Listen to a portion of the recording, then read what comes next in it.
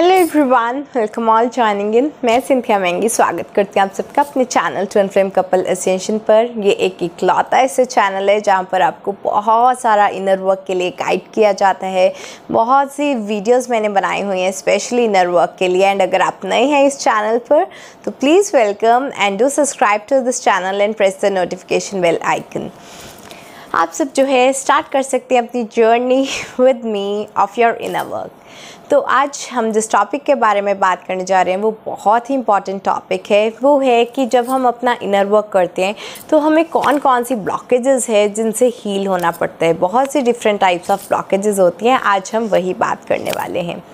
सबसे पहले अगर हम ब्लॉकेज देखें, अगर हम ट्विन फ्लेम जर्नी की बात करें कि ट्विन फ्लेम जर्नी में क्या ऐसी ब्लॉकेजेस हैं जिससे आपको हील होना होता है ताकि आपका फाइनल यूनियन हो पाए। क्योंकि जब तक हमें अपनी ब्लॉकेजेस के बारे में ही नहीं पता होगा तब तक हम उस पर इनर वर्क कैसे करेंगे, उस चीज़ से हील कैसे होंगे, अपनी लाइफ में जो है आगे कैसे बढ़ पाएंगे फाइनल यूनियन के लिए। तो यहाँ पर जो सबसे पहली ब्लॉकेज के बारे में हम बात करने जा रहे हैं वो है आपकी चक्रा ब्लॉकेजेस। चक्रा सिस्टम क्या है? जैसे आपकी बॉडी में अलग अलग तरह के सिस्टम्स होते हैं। आपका रेस्पिरेटरी सिस्टम है, आपका एक्सक्रीटरी सिस्टम है, आपका रिप्रोडक्टिव सिस्टम है, आपका ब्लड सर्कुलेटरी सिस्टम है, राइट। इसी तरह से जो है आपका एक एनर्जी सिस्टम भी होता है जिसको हम चक्रा सिस्टम बोलते हैं। इस चक्रा सिस्टम के थ्रू जो है 72,000 नाड़ीज़ होती हैं जो आपकी पूरी ऑरा में जो है सर्कुलेट करती हैं एनर्जी को, ठीक है। जैसे ब्लड के लिए चैनल्स होते हैं, आर्टरीज एंड वेन्स होती हैं, कैपिलरीज होती हैं, उसी तरह से एनर्जी को रेडिएट आउट करने के लिए जो है नाड़ीज़ होती हैं।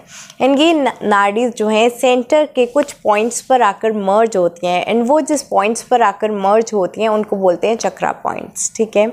तो ईडा एंड पिंगला नाड़ी जो है वो है हमारी inner masculine and feminine energy. ये इंटरकॉइल्ड फॉर्म में होती है जिसको हम बोलते हैं कुंडलिनी, ओके। कुंडलिनी एनर्जी होती है जो बेस ऑफ द चक्रास जो है बेस ऑफ द स्पाइन में रहती है। एंड जब हम अपना कोई स्पिरिचुअल इनर वर्क करते हैं तब जाकर ये जो है हायर असेंड करना शुरू होती है। अब ये चक्रा सिस्टम्स जो हैं ये किस तरह से ब्लॉक हो जाते हैं? जब भी हम कुछ नेगेटिव थिंकिंग हमारी चल रही है उससे ब्लॉक हो जाते हैं। कुछ नेगेटिव इमोशंस हैं, फीलिंग्स हैं, इवन हमारी जो फिज़िकल इंजरीज़ भी हो जाती हैं। कहीं पर कोई स्टिचेस लगे हैं, कहीं पर कुछ सर्जरी हुई है, कहीं पर जो है हमें स्प्रेन हो गया है, स्ट्रेन हो गया है, किसी भी तरह की कोई मस्कुलर स्केलेटल की जो है हमें इंजरी हो गई है, कहीं पर स्टोन्स हो गए हैं। तो कुछ भी तरह की फ़िज़िकल, इमोशनल, मेंटल किसी भी तरह की इलनेस हो, वो क्या है, वो आपकी कॉज होती है आपके चक्रा ब्लॉकेजेस की वजह से। बाहर से भी चक्रास ब्लॉक हो जाते हैं, आपकी खुद की थिंकिंग से आप खुद ही अपने चक्रास को भी ब्लॉक कर लेते हो, ठीक है। तो जब ये चक्रास ब्लॉक हो जाते हैं क्या होता है एक्चुअली कि ये जो आपका inner masculine and inner feminine का जो ये बैलेंस है ये बैलेंस बिगड़ जाता है। या तो आप में फेमिनाइन क्वालिटी बहुत ज़्यादा हो जाती है एंड मैस्कुलाइन कम हो जाती है, या फिर मैस्कुलाइन ज़्यादा हो जाती है एंड फेमिनाइन कम हो जाती है। दोनों ही केस में क्या हो रहा है, जैसे ही आपका ये इनर बैलेंस जो है वो बिगड़ रहा है, आपका ट्विन फ्लेम जो आपकी 3D रियलिटी में है, जो मैनिफेस्ट हो चुका है, वो आपकी 3D रियलिटी से चला जाता है। क्योंकि जैसे ही आप फेमिनाइन एनर्जी में टैप करते हो और मैस्कुलाइन एनर्जी आपके आसपास भी नहीं है तो वो आपसे 3D लाइफ में भी आपके दूर चला जाएगा। एंड जैसे ही आप में जो है मैस्कुलाइन एनर्जी बहुत ज़्यादा आपकी लाइफ से फेमिनाइन अपने आप ऑटोमेटिकली जो है वो चली जाती है, सेपरेशन कॉज हो जाता है। तो ट्विन फ्लेम्स को अगर एक साथ रहना है, यूनियन में रहना है, तो उसके लिए बहुत बहुत बहुत ज़्यादा ज़रूरी है अपने चक्रास को बैलेंस स्टेट में रखना, अपना inner masculine and inner feminine को बैलेंस में लेकर आना। तो आपकी जो चक्रा ब्लॉकेजेस हैं that are the main cause कि आप दोनों की जो ट्विन फ्लेम्स की जो ये जर्नी है वो सेपरेशन में चल रही है क्योंकि आपके चक्रास अलाइन नहीं हैं। तो chakra healings are the major blocks, okay. क्योंकि ये जो डिवाइन मैस्कुलाइन्स एंड फेमिनाइन्स है ये क्या है, ये भी तो एनर्जी बीइंग्स हैं, राइट। एनर्जी की डिफरेंट पोलैरिटीज़ हैं, एक मैस्कुलाइन नेचर की, एक फेमिनाइन नेचर की। लेकिन जब आप अपना इनर यूनियन कर लेते हो, इनर आपका मैस्कुलाइन एंड फेमिनाइन में बैलेंस आ गया, तो यही आपकी जो इनर रियलिटी है वो आउटर रियलिटी में कन्वर्ट हो जाती है एंड आपकी लाइफ में जो है आपका ट्विन फ्लेम वापस आ जाता है। So chakra healings, chakra blockages are very important. इसको हील करना बहुत ज़्यादा ज़रूरी है आपको, ठीक है। नेक्स्ट हमारे पास जो ब्लॉकेज है यहाँ पर वो है डार्क एनर्जीज़ की ब्लॉकेजेस। तो चक्रास की मैंने बात की कि आप अपनी खुद की थिंकिंग से यानी कि इनर कॉजेज़ की वजह से भी चक्रा ब्लॉक कर देते हो, या बाहर से आपको कोई इंजरी होती है तो भी आपकी जो है चक्रास ब्लॉक हो जाते हैं। तो inner and outer both factors are responsible for your chakra blockages. Next comes the dark energies, और ये जो डार्क एनर्जीज़ हैं ये भी आपके इनर एंड आउटर दोनों फैक्टर से जो है कंट्रोल होती हैं। And now you will be like कि इनर फैक्टर से कैसे हम खुद को ही थोड़ी डार्क एनर्जी देंगे। यस, ये होता है। क्या होता है जिसको हम बोलते हैं साइकिक अटैक। साइकिक अटैक क्या होता है कि आप अपनी खुद की साइकी, अपनी खुद की थिंकिंग जो है वो इस तरह से मॉडिफाई कर देते हो कि जो आपको असेंशन की तरफ सोचना चाहिए आप इतना नेगेटिव सोचना शुरू कर देते हो, इतना ज़्यादा कि मेरे साथ कुछ बुरा ना हो जाए, बुरा ना हो जाए। आप कंटिन्यूसली जो है नेगेटिविटी की फ्रीक्वेंसी में वाइब्रेट कर रहे हो, एंड यही वाइब्रेशन जो है यूनिवर्स में जा रही है, एंड वही चीज़ आपकी लाइफ में एक्चुअल में मैनिफेस्ट हो जाती है। जिसको बोलते हैं ना कि मुझे तो नज़र ही लग गई, मैं कल बहुत अच्छा लग रहा था, मुझे तो अपनी नज़र लग गई। अपनी नज़र लगने का क्या मतलब है कि आपकी साइकी ने एक नेगेटिव थॉट क्रिएट किया, एंड वही थॉट जो है आपकी लाइफ में मैनिफेस्ट हो गया। तो आप अपने आप को साइकिक अटैक की एनर्जीज में डाल देते हैं। अब ये आउटर फोर्सेस से, यूनिवर्स से कैसे आपकी लाइफ में डार्क एनर्जीज मैनिफेस्ट हो रही हैं, वो हो रही हैं ब्लैक मैजिक या इविल आई के थ्रू। इविल आई होता है कि अगर कोई कॉन्शियसली पर्सन आपको नेगेटिव थॉट्स भेज रहा है अनकॉन्शियसली, एक्चुअली वो आपके ऊपर कुछ स्पेल्स नहीं कर रहा, कुछ नहीं, बस आपके बारे में नेगेटिव सोच रहा है। हो सकता है अपने फ्रेंड्स के साथ गॉसिपिंग कर रहा हो, या दिल से आपको जो है बहुत ही नेगेटिव वाइब्स भेज रहा हो कि इस पर्सन का तो कभी अच्छा ना हो, इसने मेरे साथ ऐसा किया वैसा किया। तो जब हम किसी को अपनी बैड ब्लेसिंग्स देते हैं वो भी असर करती हैं इविल आई की फॉर्म में। तो ये यूनिवर्स की तरफ से ब्लॉकेज आती है जो आपकी असेंशन को रोक देती है, आपके ट्विन फ्लेम यूनियन को रोक देती है। डार्क एनर्जीज का काफ़ी ज़्यादा इफेक्ट पड़ता है कि पर्सन की इमोशनल मेंटल स्टेबिलिटी बिल्कुल ही चली जाती है, ठीक है। डिसीजन मेकिंग एबिलिटी ख़राब हो जाती है। पर्सन जो है बहुत ही नेगेटिव गलत डिसीजंस लेता है लाइफ में, गलत रास्तों पे चलना वो शुरू कर देता है, एंड फिर हम बोलते हैं कि इस पे तो क्या है, किसी और का वश है, ठीक है। एंड ये ब्लैक मैजिक की भी एनर्जीज ऐसी होती हैं। ब्लैक मैजिक वो है कॉन्शियसली किसी पर्सन को हर्ट करने के लिए जो है कुछ नेगेटिव स्पेल वर्क का जो है यूज़ किया जाता है इसमें। एंड अगर स्पेल वर्क का पॉजिटिव इफेक्ट आता है तो नेगेटिव इफेक्ट भी आता है। लेकिन जो लोग ब्लैक मैजिक करते हैं वो एक चीज़ भूल जाते हैं कि law of Karma is watching you every second. आप किसी के लिए नेगेटिव थॉट क्रिएट कर रहे हो तो भी आपके कर्मा में रजिस्टर हो रहा है, आप किसी के लिए पॉजिटिव थॉट जनरेट कर रहे हो वो भी रजिस्टर हो रहा है। अगर किसी को हर्ट करने के लिए आप जो है इंटेंशनली किसी को नेगेटिव वाइब्स भेजने के लिए कोई स्पेल वर्क कर रहे हो वो भी आपके कर्मास में रजिस्टर हो रहा है, एंड वो चीज़ वापस आती है आपके पास मैनीफोल्ड होके। तो जो लोग ब्लैक मैजिक जैसी चीज़ों के बारे में सोचते भी हैं तो please don't do it, because law of Karma is watching you. वही कर्मा आपके पास जो है मल्टीफोल्ड होकर वापस भी आएगा, ओके। तो इस तरह की जो है कुछ डार्क एनर्जीज होती हैं जिसकी वजह से असेंशन रुक जाती है। हम जो है मैंने इसके ऊपर एक डिटेल में वीडियोस बनाया हुआ है डार्क एनर्जीज़ के ऊपर, एंड उसमें तो मैंने कुछ रेमेडीज़ भी शेयर की हैं कि डार्क एनर्जी से आपको कैसे निकलना है। तो अगर आप चाहो तो वो वाला वीडियो भी आप देख सकते हैं डार्क एनर्जीज़ का। ऑलराइट, तो अब हम देखते हैं कि नेक्स्ट ब्लॉकेज कौन सी है हमारे पास। यस, नेक्स्ट ब्लॉकेज है हमारी डीएनए प्रोग्रामिंग। डीएनए प्रोग्रामिंग कैसे होती है? आपके जो डीएनए में न्यूक्लियोटाइड बेसेस हैं, पेयर्स हैं, वो प्रोटीन्स कुछ सिंथेसाइज कर रहे हैं, उस प्रोटीन से हार्मोन्स एंड एंजाइम्स बन रहे हैं, आपकी बॉडी में पूरे वो चैनल हो रहे हैं, उससे ही आपका ऑरा पॉजिटिव हो रहा है, नेगेटिव हो रहा है, उसी से ही आपकी बीमारियां भी पैदा हो रही हैं, कैंसर एंड ट्यूमर सेल्स भी आपकी बॉडी में जो है एक्टिवेट हो रहे हैं। ये सब कुछ क्यों हो रहा है? क्योंकि आपकी डीएनए की प्रोग्रामिंग ठीक नहीं है। एंड ये डीएनए प्रोग्रामिंग होती कैसे है? ठीक है, ये होती है हमारी थिंकिंग से, एंड हमारी थिंकिंग जो है ये दो वेज में काम करती है। जब भी उसको कोई थ्रेट दिखता है, ठीक है, कोई भी प्रॉब्लम आ गई, अब जो है डिवाइन मैस्कुलाइन ने हमें ब्लॉक कर दिया, अब उसकी लाइफ में थर्ड पार्टी आ गई, अब जो है डिवाइन फेमिनाइन के मूड स्विंग्स हो रहे हैं, ये इमोशनल हो रही है, ये मुझसे कोई कमिटमेंट मांग रही है, तो आपके सामने ट्रिगर कोई भी हो आपकी ट्विन फ्लेम जर्नी में, ठीक है। उस टाइम पर आपके पास दो ऑप्शन है। वो दो ऑप्शन क्या होते हैं? Flight and fight mode. Flight and fight mode क्या होता है? फ्लाइट मोड होता है कि जैसे ही देखा सामने से थ्रेट आ रहा है, कोई ट्रिगर आ रहा है, चलते बनो। और ये चलते कौन बनते हैं? ये बनते हैं हमारे डिवाइन मैस्कुलाइन्स, हमेशा रनर की एनर्जी में, ऑलवेज। हमेशा जैसे ही कोई थ्रेट दिखता है कि अब जो है डिवाइन फेमिनाइन बहुत सीरियस हो रही है, वो कमिटमेंट्स मांग रही है, वो शादी के लिए बोल रही है, वो मुझसे सवाल जवाब कर रही है, कुछ नहीं बोलते, एकदम साइलेंट कोल्ड ट्रीटमेंट देते हैं, ज़्यादा से ज़्यादा आपको ब्लॉक करेंगे और चलते बनेंगे आपकी लाइफ से, ठीक है। वो हो जाता है फ्लाइट मोड की, एक फ़्लाइट पकड़ो और निकलो। दूसरा होता है fight mode.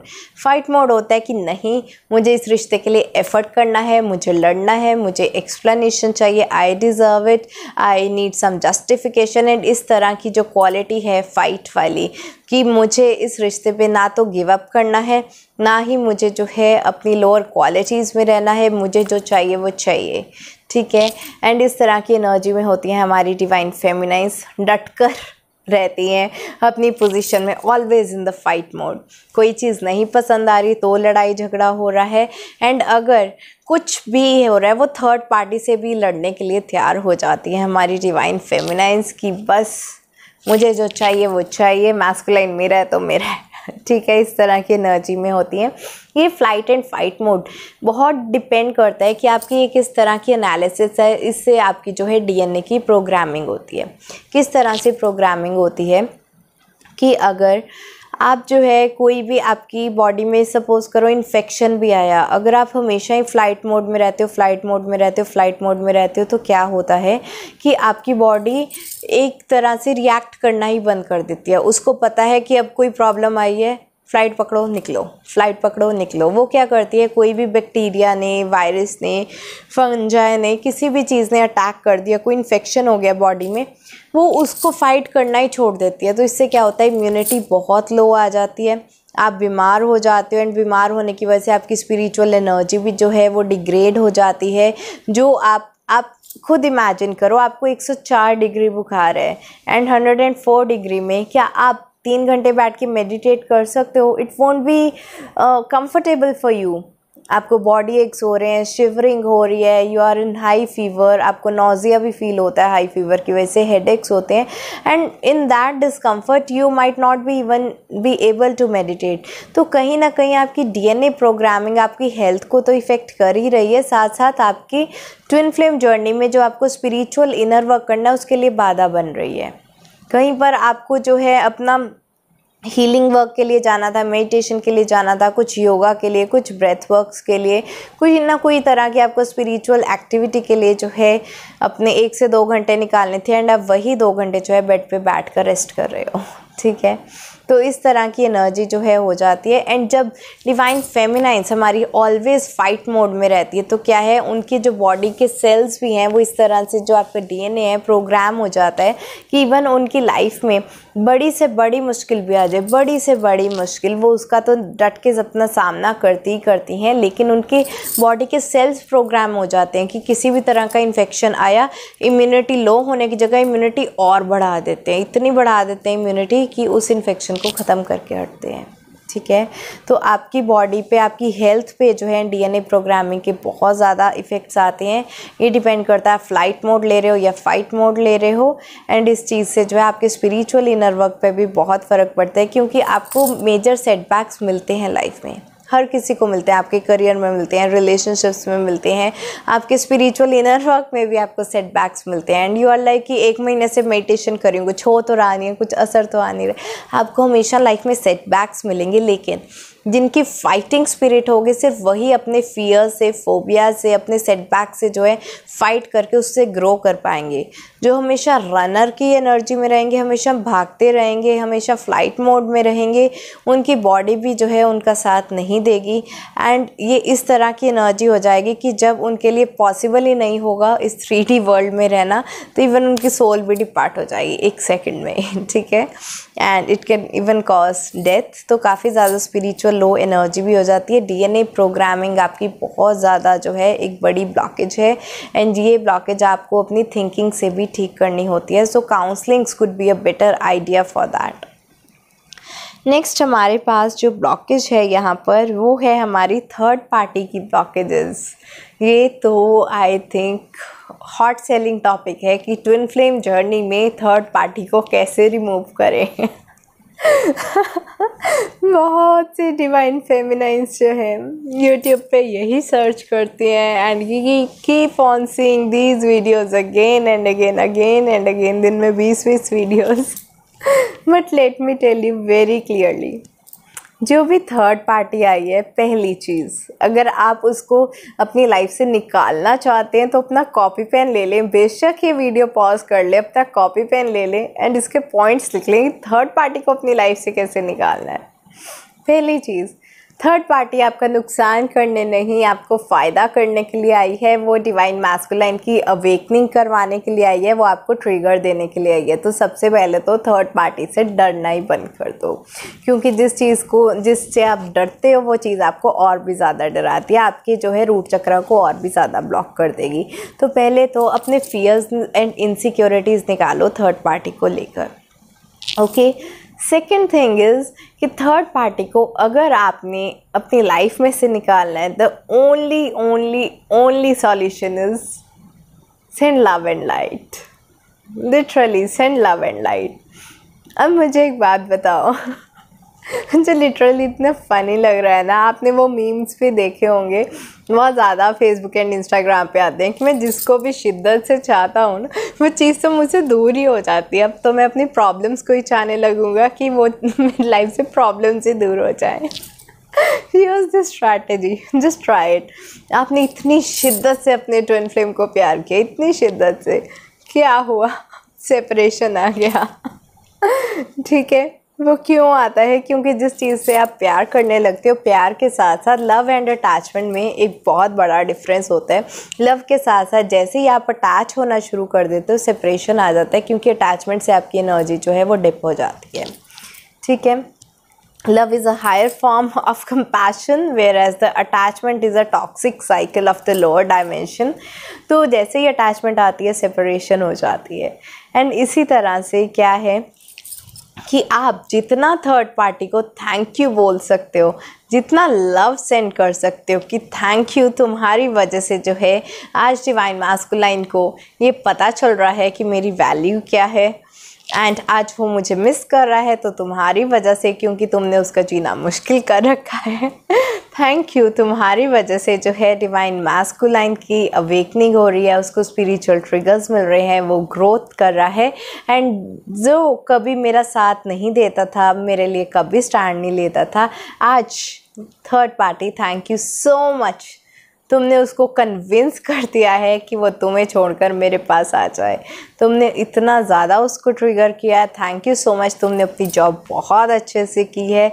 I literally love you, you have done wonderful job. क्योंकि मैं तो अपना प्यार डिवाइन मैस्कुलाइन को रियलाइज़ नहीं करवा पाई, लेकिन तुमने करवा दिया। Just try saying all this things to third party in your meditation, just try it and you will see third party will vanish in a second. In a second, the moment you send your love and light, it vanishes.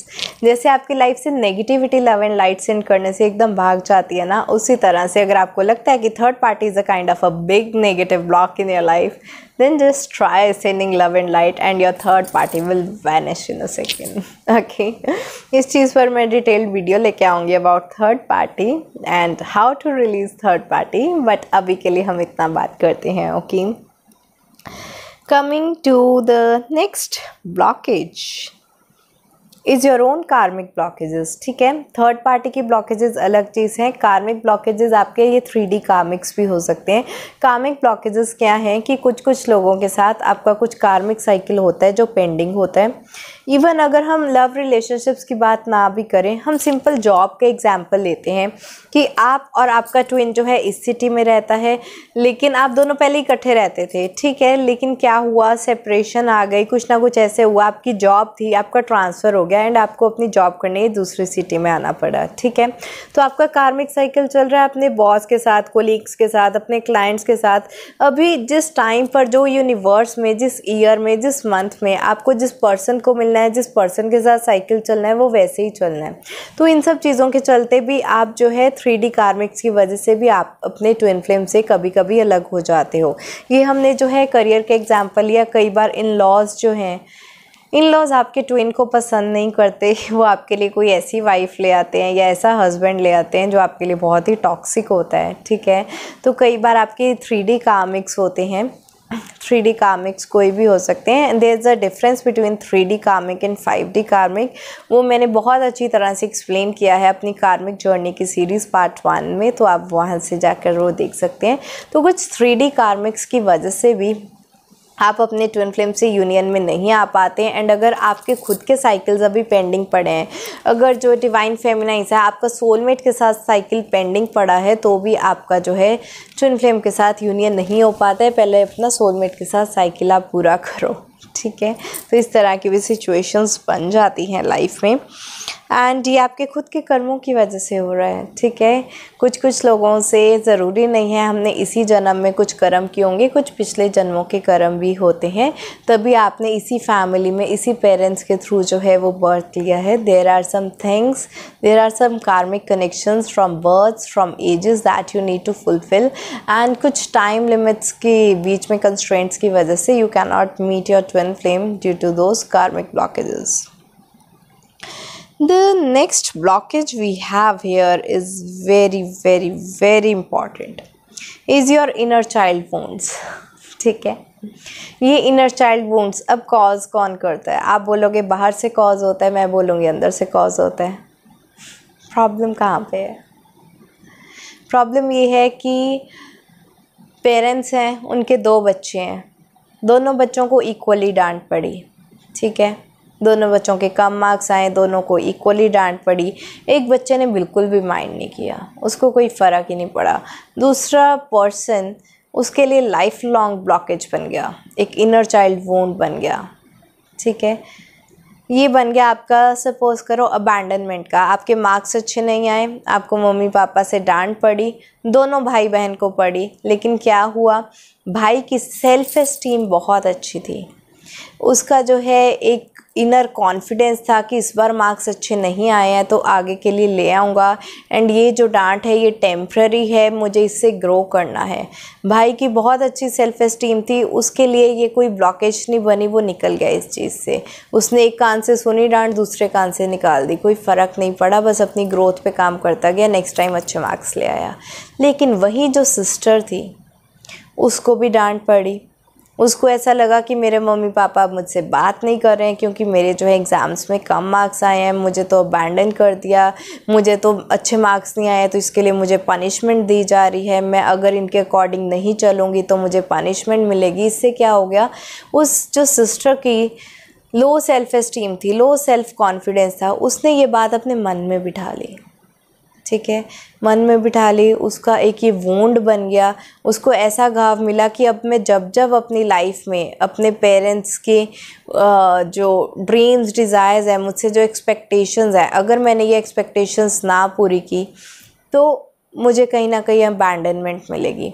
इनके according मनपसंद लड़के से शादी नहीं की तो abandonment, अगर इनके कहने पे मैं मार्केट नहीं गई तो अबैंडनमेंट, इनके कहने पे मैं शॉपिंग पे नहीं गई तो अबैंडनमेंट, फैमिली फंक्शंस पे नहीं गई तो अबैंडनमेंट, इनके कहने पे मैं अच्छे मार्क्स नहीं ला पाई तो अबैंडनमेंट, इनके कहने पे मैं इंजीनियर नहीं बन पाई तो अबैंडनमेंट। तो बहुत सारी चीज़ें हैं, ट्रिगर्स अलग अलग होते हैं, लेकिन आपका जो एक वुंड है वो और डीप होता जाता है, डीप होता जाता है, डीप होता जाता है। अब प्रॉब्लम किसकी, आप मुझे बताओ, वुंड किसने कॉज किया? पेरेंट्स ने कॉज किया कि आपने कॉज किया? पेरेंट्स से तो ट्रिगर मिला, भाई को भी तो मिला था, तो भाई को तो कोई वुंड नहीं हुआ, सिर्फ आपको ही हुआ। तो प्रॉब्लम किस में थी? आप में थी कहीं ना कहीं, ठीक है। जो इनर चाइल्ड के वुंड्स होते हैं ना, ट्रिगर बहुत हैं। आज पेरेंट्स दे रहे हैं तो कल को ट्विन फ्लेम देगा, फिर कोई परसों को टीचर दे देगा, कोई फ्रेंड दे देगी, कोई नेबर दे देगा, कोई कोलीग दे देगा, कोई बॉस दे देगा। आपकी लाइफ में ट्रिगर्स नहीं ख़त्म होने वाले, बिल्कुल भी नहीं ख़त्म होने वाले। पर आपके पास एक ऐसी चाबी है जिससे आप अपने इनर वुंड्स को हील कर सकते हो, एंड वो है आपका सेल्फ बिलीफ। आपका खुद में बिलीव होना चाहिए, खुद में फेथ होना चाहिए, आपको अपने ऊपर ट्रस्ट होना चाहिए कि लाइफ में जैसी भी सिचुएशंस हो, जितने भी ट्रिगर्स मिले, मुझे इसमें से बाहर निकलना है, मैं इसमें से बाहर निकल सकता हूँ, मुझ में ये एबिलिटी है, मुझ में ये कैपेबिलिटी है। आपको अपना पोटेंशियल पता होना चाहिए, आपको अपनी पावर पता होनी चाहिए। You can face every damn trigger in your life if you know your power, if you know your potential well. Okay? So inner child wounds जो हैं वो आपकी खुद की थिंकिंग की वजह से, आपके खुद में जो ये लैक वाली चीज़ है ना कि I lack confidence, I lack good self esteem, I lack self worth issues, ये जो जितने सेल्फ वर्थ इश्यूज़ हैं, ये जब आप लैक की एनर्जी में ऑपरेट कर रहे होते हो, जब आप में कोई ना कोई कमी है ना, वो कमी जो है यूनिवर्स उसको ट्रिगर कर देता है एंड आप वुंड हो जाते हो, वुंडेड हो जाते हो उससे। ठीक है, तो इनर चाइल्ड वुंड्स को ठीक करना भी अगर आपने कॉज की है तो आप खुद ही अपनी सेल्फ एस्टीम को हाई रखो, सेल्फ कॉन्फिडेंस डेवलप करो, अपना पोटेंशियल आपको पता होना चाहिए, अपनी पावर पता होनी चाहिए। You can easily overcome every kind of inner child wound. And the last blockage that we are going to talk about is your ancestral patterns. Ancestral patterns जो है ना, ये यूनिवर्स की तरफ से ब्लॉकेज है, आप इसमें कुछ नहीं कर सकते। ये क्या चीज़ है? एंसेस्ट्रल ब्लॉकेजेस क्या होती हैं? ये जो आपकी फैमिली लाइन में चलती आ रही हैं। फैमिली लाइन में क्या चलती आ रही हैं? जैसे कि आपके ग्रैंडफादर का डाइवोर्स हुआ, आपके जो है फादर का भी डाइवोर्स हुआ, अब आपका भी डाइवोर्स हो गया, देयर आर पॉसिबिलिटीज़ कि आपके बच्चे का भी डाइवोर्स हो जाएगा। ऐसा क्यों हो रहा है? कभी सोचा है?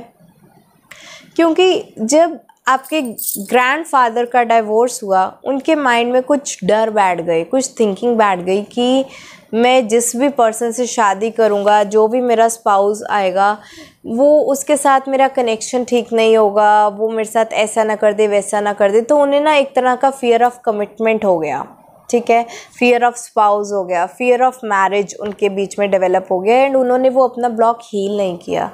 जब वो ब्लॉकेज हील नहीं किया, ऐसी थिंकिंग से क्या हो गया, उनका डीएनए प्रोग्राम हो गया एंड जेनेटिक्स के थ्रू वही डीएनए जो है आपके बच्चों में पास ऑन हो गया। तो आपको ना अपने पेरेंट्स से उनकी अगर नेगेटिव एंड पॉजिटिव क्वालिटीज़, उनके ट्रेट्स हेरिडिटरी में मिलते हैं तो उनके साथ उनके ट्रॉमास भी मिल जाते हैं। जो आपकी कुछ चीज़ें फैमिली लाइन में अभी तक हील नहीं हुई हैं, जो ये फियर ऑफ मैरिज हील नहीं हुआ है, फियर ऑफ ट्रस्ट इश्यूज़, ये जो है ट्रस्ट इश्यूज़ आपके ग्रैंडफादर ने हील नहीं किए, आपके फादर ने ट्रस्ट इश्यूज़ हील नहीं किए एंड बदले में अपना खुद का रिश्ता ख़राब कर लिया, अपनी वाइफ को डिवोर्स दे दिया, ठीक है। उसके बाद जो है आपने खुद ने अपने ट्रस्ट इश्यूज़ हील नहीं किए। तो प्रॉब्लम किसकी है? प्रॉब्लम आपको विरासत में मिली है, आप उसका कुछ नहीं कर सकते, लेकिन हील होना आपके बस में है, ठीक है। आप ये चीज़ कंट्रोल नहीं कर सकते विरासत में कि मुझे क्या चाहिए, मुझे क्या नहीं चाहिए। इट ऑल डिपेंड्स अपॉन कि आपके अंदर कौन से जीन्स आए हैं, कौन से जीन्स ने एक्सप्रेस किया है। लेकिन अगर आपको कुछ चीज़ें विरासत में मिल भी गई हैं, you can easily transform that. आपको जो है एक इस तरह का डीएनए मिला है जो नेगेटिव थिंकिंग से प्रोग्राम्ड है। आप अपनी पॉजिटिव थिंकिंग लो, आप अपना डीएनए खुद चेंज करो। Time to time DNA change होता है, क्यों नहीं होता? डीएनए डेली हमारा चेंज होता है, हमारी प्रोग्रामिंग की वजह से इसमें प्रोटीन्स वगैरह भी दूसरे सिंथेसाइज होने लगते हैं। देखा है कुछ लोग जो बहुत ज़्यादा अंडर स्ट्रेस होते हैं, अंडर डिप्रेशन होते हैं, उनकी एजिंग सिम्टम्स बहुत जल्दी आने लग जाते हैं। वाइट बाल आ जाएंगे, झुर्रियाँ आ जाएंगी, आंखें अंदर को चल जाएंगी, डार्क सर्कल्स आ जाएंगे and they will be like कि 15 साल का बच्चा भी जो है एक 25-30 साल के बूढ़े अंकल की तरह लगेगा, ठीक है। 25-30 साल के लोग बूढ़े नहीं होते, बट उस बच्चे का अगर देखा जाए तो बच्चों के हिसाब से वो जो एक टीनेज वाली एक यंग लुक होती है, वो यंग लुक नहीं उसमें आएगी, वो मैच्योर लुक आएगी, क्योंकि उसका जो डीएनए है वो अंडर स्ट्रेस, डिप्रेशन, एंग्जाइटी, सब चीज़ों से जो है प्रोग्राम हो गया। तो वो बच्चे में भी जो है वो बुढ़े वाली लुक आपको मिलेगी। कोई ओल्ड पर्सन है जिसकी वो लुक आ रही है उसमें, ठीक है। वो बच्चों वाली वो यंग एनर्जी, वो मासूमियत वगैरह वो नहीं दिखेगी। एजिंग के सिम्टम्स बहुत दिखेंगे। एंड यही अगर कोई इवन 60 या 70 ईयर ओल्ड पर्सन भी है, आप उसको बहुत ही पॉजिटिव एनर्जी में, बहुत लाइवली है, बहुत यंग है, आप उसको ये देखोगे कि वाह ये तो कमाल ही कर रहा है। इवन आई थिंक कि अभी एक पिछले आई थिंक 2 साल की बात है, एक एथलीट थी, शी वॉज 94 ईयर्स ओल्ड, उसने ओलंपिक्स में पार्ट लिया था and she won the race. 94 years old lady, she was wearing a shorts and उनका वो जो सैंडो होता है, प्रॉपर एथलीट्स यूनिफॉर्म, एंड सबके साथ उन्होंने रेस किया and she von. She was 94 years old और उनको देखकर कोई बोल नहीं सकता कि शी इज़ 94, झुर्रियाँ तक नहीं थी यार। She was so young, so young at that age. ठीक है, सो इट ऑल डिपेंड्स कि एंसेस्ट्रल ब्लॉकेजेस आपको बहुत ज़्यादा मिलती हैं, आपको ट्रॉमास भी जो हैं वो भी विरासत में मिलते हैं, लेकिन ये आपकी ड्यूटी बनती है कि आप उनको भी हील करें। आज हमने ancestral blockages, inner child wounds, chakra blockages, dark energies, third party blockages, DNA programming and even आपकी कार्मिक ब्लॉकेजेस के बारे में भी बात की। It was a detailed video. अगर आपको इस सब के बारे में या किसी और ब्लॉकेज के बारे में जो है वीडियो चाहिए तो उसके लिए आप कमेंट्स में जो है अपना सजेशन दे सकते हैं। I would bring out a new video for you on that topic. And आप सबका मुझे काफ़ी प्यार मिल रहा है जो हमने न्यू इनर वर्क की सीरीज स्टार्ट की है, divine masculine inner work and divine feminine inner work. Hopefully हम उसमें भी बहुत सारी जो है वीडियोज़ लेकर आएंगे। आज के लिए इतना ही, bye bye, take care, blessings.